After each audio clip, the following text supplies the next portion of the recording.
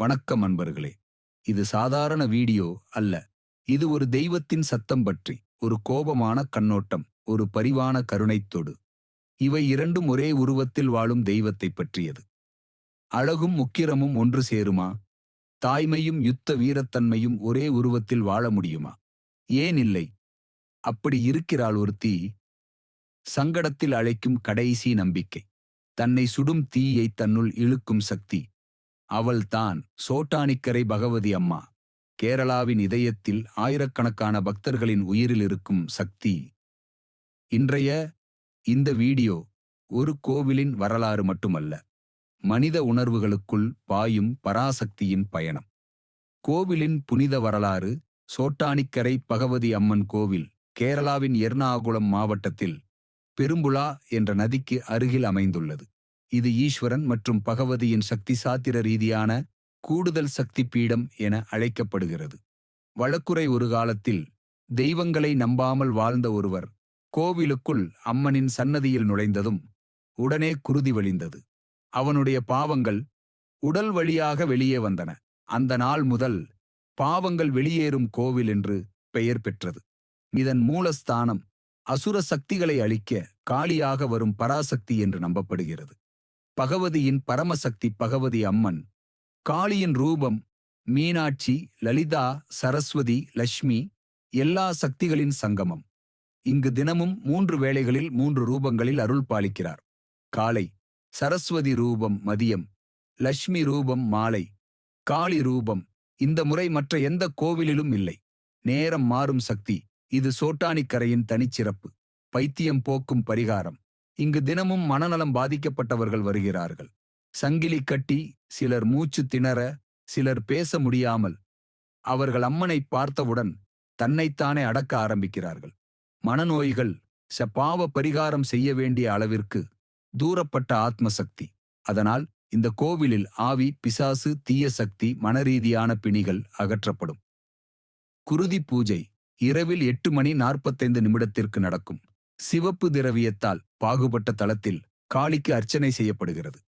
அந்த நேரத்தில் திடீர் காற்று, மழை, பக்கத்தில் எதையாவது நெகிழ வைக்கும் சக்தி கூட சில நேரங்களில் உணரப்படுகிறது.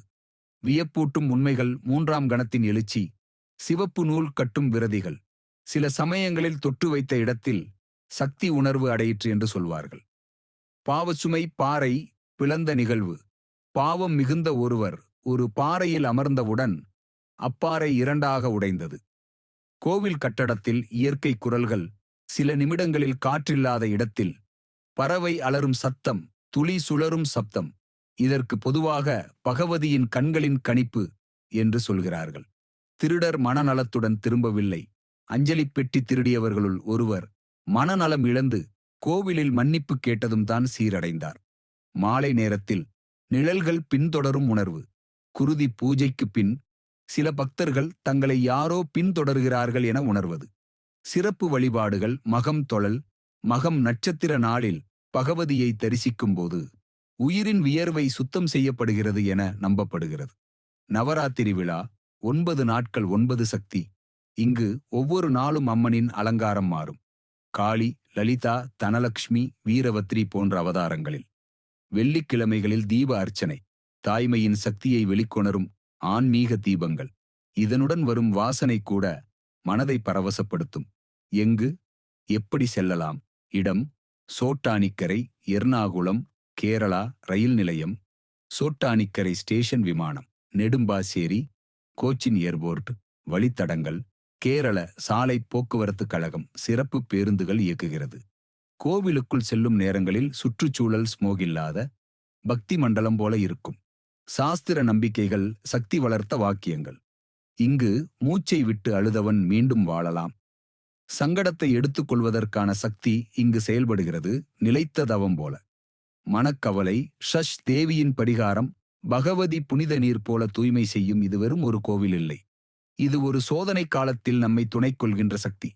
எல்லோரும் ஒரு நாள் சோட்டானிக்கரை கோவிலுக்கு சென்று அம்மனை 3ஆக தரிசித்து மன நிம்மதியை பெற வேண்டும். அம்மா இருக்கிறாள், சுழலில் நாம் விழாதிருப்பதற்காக. ஜெய சோட்டானிக்கரை பகவதி அம்மா.